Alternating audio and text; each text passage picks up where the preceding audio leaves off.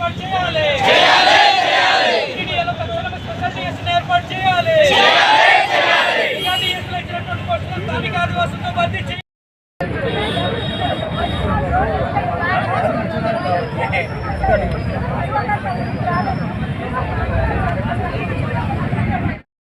సమాధానం చెప్పాలి. ఈ అధికారులు వెంటనే సమాధానం పోరాడి పోరాడి తిరుగుతాం. ఈరోజు ఆదివాసీ నిరుద్యోగులంతా కూడా ఈరోజు మహాధర్నా ఐటీడీఏ ముందు మహాధర్నా కార్యక్రమాన్ని నిర్వహించడం జరుగుతుంది. దీని యొక్క ప్రధాన ఉద్దేశం ఏమిటంటే సీఎం చంద్రబాబు నాయుడు గారు ఇచ్చిన హామీ ప్రకారంగా షెడ్యూల్ ప్రాంత ఉద్యోగాలు అన్నీ కూడా షెడ్యూల్ ప్రాంత స్థానిక అభ్యర్థులతోనే ఇవ్వాలి. మెగా డిఎస్సిలో ఏజెన్సీ పోస్టులను స్థానిక ఎస్టీ అభ్యర్థులతోనే భర్తీ చేయాలి. ఇది ప్రధానమైనటువంటి డిమాండ్స్. దీంట్లోకి మేము గొంతెమ్మ కోరికలు కోరట్లేదు. ఇది రాజ్యాంగబద్ధమైనటువంటి మా హక్కు. రాజ్యాంగం చెప్తుంది ఇక్కడ ఉద్యోగులు కానీ ఏ రూపంగా కూడా ఈ షెడ్యూల్ ప్రాంతంలో ఆదివాసేతల్ని చొప్పించడానికి వీలు లేదు. ఇది జనరల్ నోటిఫికేషన్ జీవో నెంబర్ 1516 ద్వారా తీస్తున్నటువంటిది. ఇది జనరల్ నోటిఫికేషను. ఇది 5వ షెడ్యూల్ ఆర్టికల్ 244(1) ద్వారా ఏర్పాటు చేసిన 5వ షెడ్యూల్ పరిపాలన ప్రాంతం ఉన్నది. ముఖ్యంగా ఈ తెలుగు రాష్ట్రాలకు 170 చట్టం, 170 పెసా అటవీ హక్కుల చట్టము ఇవన్నీ కూడా చాలా స్ట్రిక్ట్గా ఉన్నటువంటి పరిస్థితుల్లో ఉంది. కనుక ఇక్కడ మరి ఈ జనరల్ చట్టాలు అమలు చేయడానికి వీలు కుదరదు.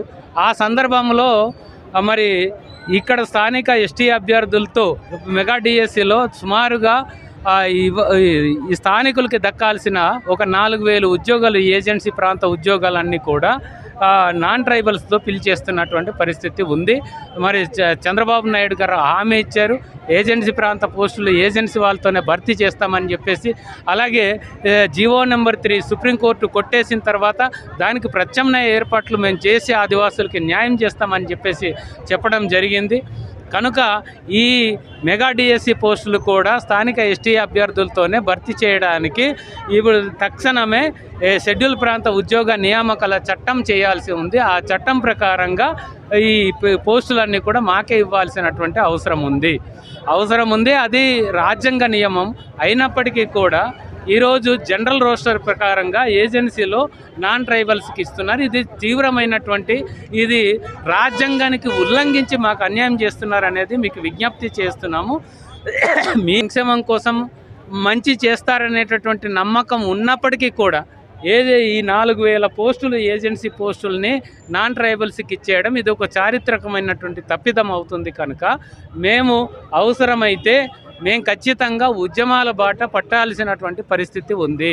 విపరీతమైనటువంటి నిరుద్యోగం పాడేరు ఐటీడీఏలో సుమారుగా 1,00,000 మంది వరకు 6 లక్షల మందికి దాదాపుగా 1,00,000 మంది నిరుద్యోగులు ఉన్నారు. ఈరోజు డిఎస్సికి అర్హతలు ఉన్నటువంటి వాళ్ళు డిఈడి కానీ బీఈడి కానీ చేసినటువంటి వాళ్ళు ఓన్లీ పాడేరులోనే ఒక 12,000 మంది వరకు ఉన్నారు. అలాంటిది 6 ఐటీడీఏల పరిధిలో చూసుకుంటే దాదాపుగా ఒక 50,000 మంది ఇక్కడే ఉండేటటువంటి పరిస్థితి ఉన్నాయి. కనుక ఇది తీవ్రమైనటువంటి పరిస్థితి. ఉన్న అవకాశాలని నాన్ ట్రైబల్స్కు వేరే అర్హత లేని వాళ్ళకి ఇచ్చేసి మమ్మల్ని అన్యాయం చేయవద్దని చెప్పేసి మేము అంటున్నాం. నాయకు నమస్కారాలు సార్. ఏంటంటే మన రాష్ట్రంలో నేను ఒక డిఎస్సి అభ్యర్థిని సార్. ఇలాగా నేను ఏజెన్సీ ప్రాంతం నుంచి నేను కూడా డిఎస్సి రాశాను సార్ మొన్న.